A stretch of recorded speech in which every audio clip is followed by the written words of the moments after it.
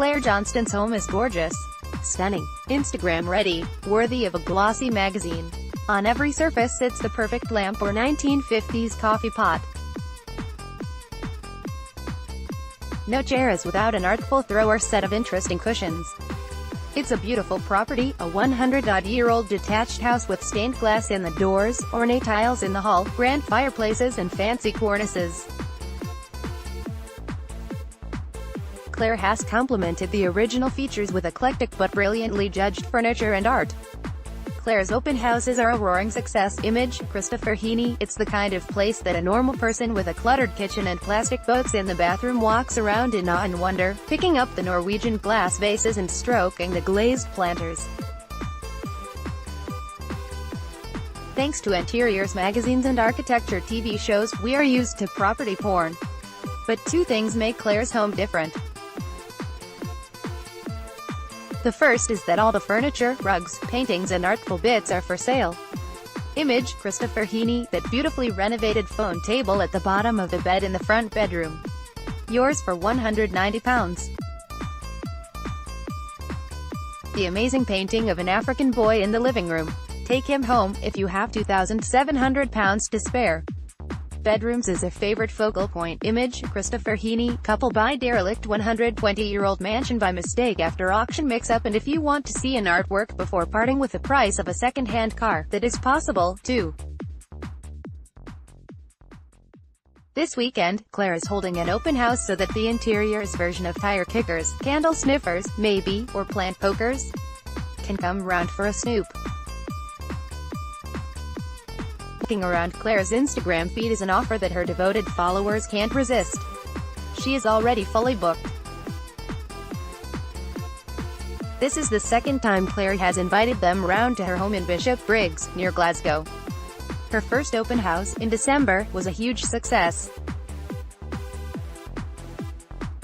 She said, "I did it because people were saying, I want to see inside the house." To her amazement, they not only came round for a look, they practically moved in. Claire, 47, added, "People wanted to spend a lot of time with me, talking about interiors. They were all very respectful of the house, treated it like their home and said they weren't expecting the house to feel as homely." From a business point of view, the first open day was a roaring success. Claire had invited a few small independent businesses to add their bits and pieces to the house. The flower seller had to stop handing out business cards because she couldn't cope with the demand.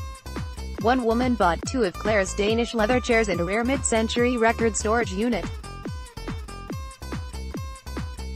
The chairs were sore loss, but once they arrived in their new home, she said she felt okay, adding, "They were made for her house." Image, Christopher Heaney. Make it your resolution to find your dream home in the new year using the house to showcase the products is clearly a good business model.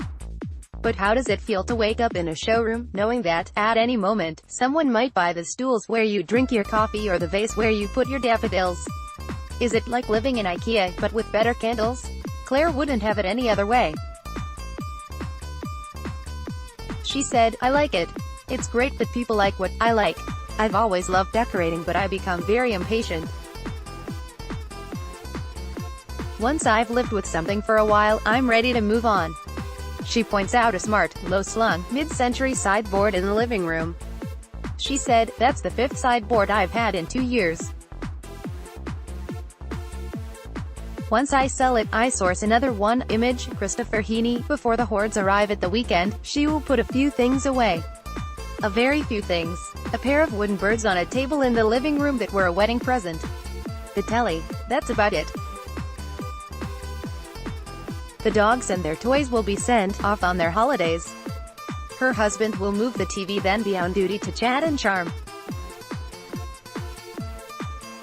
Claire's business, I Am Nomad, is a nod to the treasures she found on her travels. Her day job, with Irish Woolen Mill Foxford, takes her to trade fairs all around the world. That's where she sources some of the contemporary pieces she mixes in with her vintage items. She then mixes in quirkier finds from flea markets and souks. There are Moroccan cushions made from ancient carpets and graffiti art on New York subway maps. Claire added, "There's no particular style in this house, it's just all the things that I love put together." She worked for Next for 24 years and has a good business head.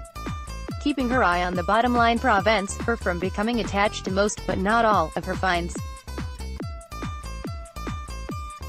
And if she knows she's reluctant to part with something, she bumps up the price to put prospective buyers off. Several big paintings, by Irish artist Clinton Kirkpatrick, are favorites. She bought them in Belfast and hung them in her Georgian townhouse in Dublin when she moved to Glasgow 2 years ago. They came with her. Image, Christopher Heaney, 5 quick and easy interior design tips to turn your house into a home. Josie, the handsome boy in the front room, is almost part of the family.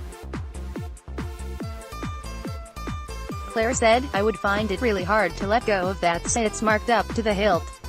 Then there is a darling set of library drawers in the master bedroom. They are new and look great against the almost black walls. Claire looks at it with adoring eyes. "I will cry if anybody buys this." She is understandably cagey about where she finds all these exquisite things. There are mentions of vintage shops and antique shops without any names or addresses. She said, "A few people will contact me if they have something they think I'll be interested in. I wouldn't buy just anything, it's rarer pieces I tend to find." www.iamnomad.co.uk